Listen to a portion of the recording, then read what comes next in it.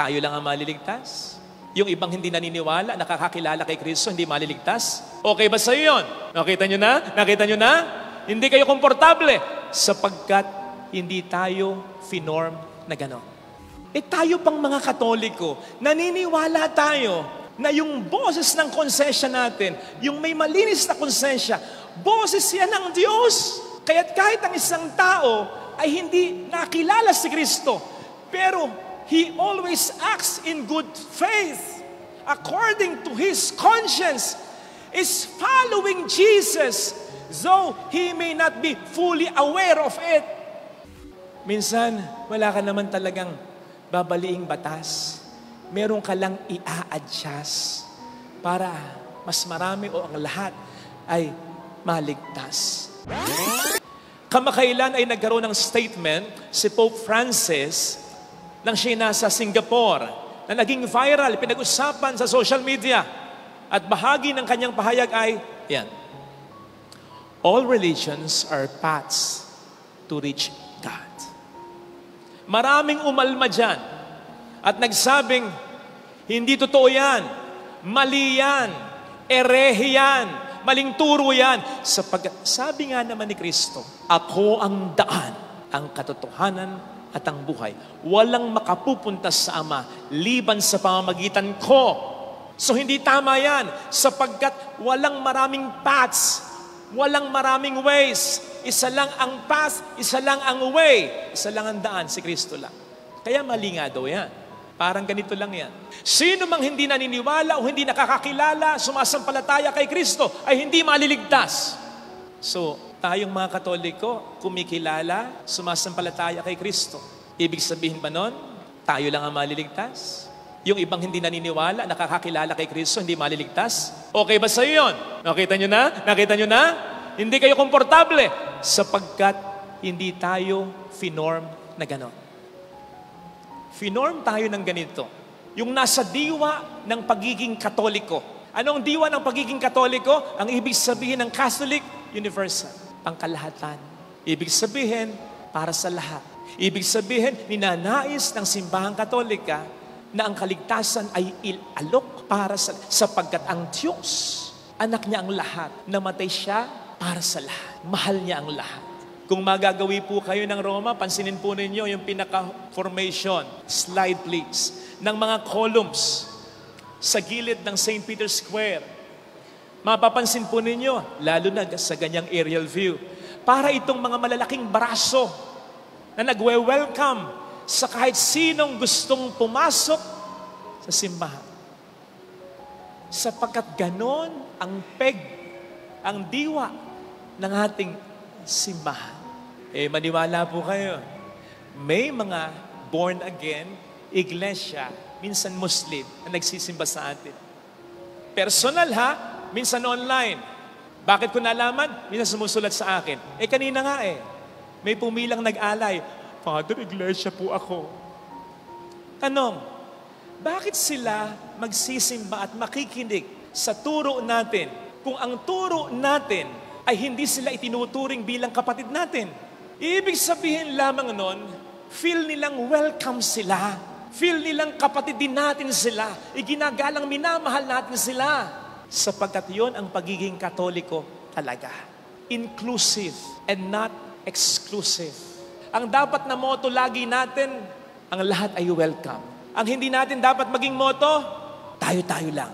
Hindi pwede kay Kristo yan. Nakita po ninyo sa ating mga pagbasa, sa ating unang pagbasa, minarapat ng Diyos na kahit ang mga hindi nabahaginan ng pagiging propeta ni Moises ay makapagpahayag din tulad nila. Sa ating ebanghelyo, tinabla ni Kristo si San Juan na nagsabi sa kanya, may nakita po kaming taong nagpapalayas ng demonyo sa iyong pangalan. Pinagbawalan namin. Huwag niyong pagbawalan. Sapagkat ang hindi laban sa atin ay panik sa atin. In other words, lahat dapat nang naglalayon at gumagawa ng mabuti. Iba-iba man ng grupo, dapat magkakakampi. Sa totoo lang, yan ang dapat nating employ ngayon Mga kapatid namin hindi Katoliko, dapat gano'n na lang tayo Tulong-tulungan na lang Tayo dapat maging mga magkakampi. Kasi ngayon, ang dami nang hindi naniniwala sa Diyos. Ang dami nang nabubuhay, ng naniniwala sa Diyos, pero nabubuhay ng parang walang Diyos. So bakit, mga kapatid, ng mga hindi Katoliko, bakit hindi na lang tayo magtulong-tulungan para tayong mga naniniwala at sumusunod, sumasampalataya sa Diyos, iba-iba lang ng ating ekspresyon ng pananampalataya, sama-samang humarap at gumabay sa mga taong hindi naniniwala sa Diyos at sa mga taong nabubuhay ng parang walang Diyos. Napakalakas ng pwersa ng kadiliman ngayon. Nakita ninyo, ang laging magkaaway, ang laging nasa eksena, kadiliman at kasamaan. Sila-sila na lang. Nasaan ang kabutihan? Kaya dapat tayong magtulong-tulungan, brothers and sisters in Christ. Kamakailan ay nag-donate po tayo ng sound system sa City Jail dito sa San Jose. Natuwa yung mga preso. Kasi sabi nila, Father, salamat ha. Kasi minsan po dalaw po namin. Hindi namin marinig yung pangalan namin. Tinawag na pala yung pangalan namin, lumipas ng 1 oras, nandun na pala sa baba yung dalaw namin, hindi namin narinig. Kasi nga, ngongo yung speaker, ngongo yung sound. Ay nagpapasalamat sila sa atin. Pero sa totoo lang, hindi yun ang naisip ko kung bakit tayo nag-donate sa kanila ng sound system. Ang naisip ko ay ganito, kasi nagmimisa po tayo dun May nagtotok pong mga katikis sa umadri doon. Ang salita ng Diyos ay po pwedeng bumago sa puso ng tao. Kahit pag gaano kasama ito. It's like a two-edged sword. Kumukonsensya sa budhi ng tao. At ang ating mga kapatid na nasa kulungan, they have all the time para isipin ang mensahe ng salita ng Diyos para sa kanilang buhay. Nako, kung makikita po nyo silang nagsisimba, maririnig mo kapag naghulog ka ng karayom. Hindi tulad ninyo. Minsan ang ingay-ingay nyo, minsan natutulog pa kayo. Sila nakaganyan talaga. Parang mga espongha. Uhaw na uhaw sa salita ng Diyos. Totoo. Kahit sino ang magsalita sa kanila, basta salita ng Diyos. Ganun siguro kapag nakukulong. Pakulong muna kaya ko. Joke lang. So doon ko nakitang napakahalaga. Okay? Kaya nagbigay tayo ng speaker dahil kapag tayo nagmimisa doon, konti lang yung mga presong nakikita namin nakakarinig ng salita ng Diyos. Kasi 5 palapag yun So nilagyan natin ng speaker bawat palapag para kahit na konti lang yung nakikita kong mga preso, prisoners, makakarinig ang lahat. Alam nyo, sabi ko, doon sa warden, Sir, yan pong sound system na yan, pwede rin gamitin ng ministro, pwede rin gamitin ng pastor, sapagkat may ibang relihiyong nagpupunta ron. Kaya sabi ko, pwede rin pong gamitin yan nila. Totoo po, Father? Oo! Totoo. Pero, sabihin mo man lang sa kanila, Pastor, Brother, wala na sana yung patot sa dahan. Wala na sana yung siraan. Oras na marinig po ninyo na sinasabi nung nangangaral, ang mga Katoliko sumasamba sa mga Diyos-Diyosan, patayin niyo po yung speaker. Kami nag-donate niyan. Hindi, seriously. Ang sinabi ko, pakisabi po sa kanila, wala na dapat ganyan. Tulong-tulong na lang kami para mapagbago ang mga kapatid naming nasa kulungan. Kung yan ba ilalabas, magbo-born again, mananatiling Katoliko, mas lilinaw ang pananampalataya, o kaya mag-iglesia ni Kristo, sige, basta maging mabuting tao. Basta yun ang maging end, mabuting tao. Bakit ba nagsisiraan pa para dumami ang miyembro? Sige nga, kung ang lahat ng mga tao dito sa Pilipinas magiging iglesia ni Kristo, magiging born again, o kaya magiging lahat Katoliko, kakayanin ba natin ito, brother? Pastor? Hindi natin kakayanin ito. Hindi natin kayang pastulan lahat ng tao. Ako nga tagal ko ng pangarap na makapagbawas ng misa dito. Lalong-lalo na tuwing linggo. Kasi napapagod na ako. Nag-iisa ako. Kaya nagpapasalamat ako, hindi lahat Katoliko. May binyag pa, may kasal pa, may libing pa. Mas marami naman yung pinapanganak kaysa namamatay. Seriously, hindi natin kaya. Magtulong-tulungan na lang manapa. Sapagkat tayo magkakapatid talaga. O balik tayo dun sa sinasabi na kapag ang tao hindi nakilala si Kristo, hindi sumampalataya kay Kristo, hindi maliligtas, paano yung walang nagpakilala kay Kristo sa kanila? Halimbawa tayo, kung pinanganak tayo halimbawa sa Indonesia, malamang Muslim tayo. So may mga pinanganak sa ibang bansa, sa ibang lugar, na hindi nakilala si Kristo kasi yung lugar ay hindi Kristiyano. Anong sabi sa Roma 10:14? Paano sila tatawag sa Kanya kung hindi naman sila sumasampalataya sa Kanya? Paano sila sasampalataya sa Kanya kung hindi naman nila narinig ang mga turo at aral niya? Paano nila marinig ang mga turo at aral niya kung wala namang nag-preach o nagsabi nito sa kanila? Nakita nyo na? Malaki ang magiging problema. Kung ganun magiging kakitid ang interpretasyon natin na kapag hindi nakilala ng tao si Kristo, hindi maliligtas ito. Tandaan niyo ang sabi ng ating Panginoon. Sa John 10:16, may mga tupa ako na wala dito. Hahanapin ko rin ang mga ito. Sinabi niya yun. Sinabi pa rin niya sa John 3:8, the Spirit blows where it wills. Ang hangin, umiihip kung saan niya ibig. Hindi mo po pwedeng diktahan ng hangin. Dito ka lang iihip. Hindi pwede ganun, Mars. Hindi mo po pwedeng sabihin sa hangin, dito ka lang. Ikukulong lang kita, hangin. Hindi ka po pwedeng maghangin-hangin. No! At ganun ang Espiritu ng Panginoon. Hindi mo po pwedeng ikulong. Lalo pat hangad niyang maligtas ang lahat, iihip siya kung saan niya ibig. Hindi mo ma-i-deny na sa ibang relihiyon, may mga Hudyo, may mga Hindu, may mga Buddhist, may mga Muslim na mabubuting tao. Hindi ba pag-ihip ng Espiritu ng Panginoon yon? O hindi ba't ang bunga ng Espiritu ay kabutihan, kabaitan, kapayapaan, kagalakan, pagtsatsaga? Wala ba sila niyan? Meron sila niyan. Kaya yan ay pag-ihip din ng Espiritu ng Panginoon sa kanila, bagamat hindi nila nalalaman na ang Diyos na palang Espiritu ni Kristo ang kumikilos sa kanilang pang-araw-araw na karanasan.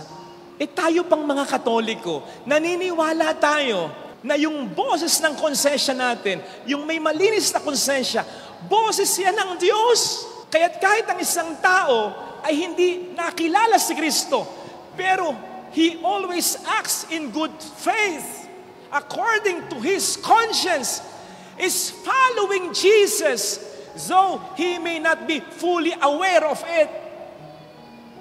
Nakita po ninyo yung ginagawa nating pagkapaliwanag?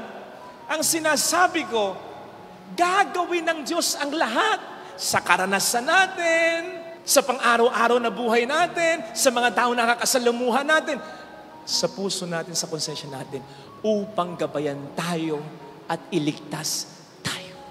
Nagkatawang tao nga siya para iligtas tayo eh.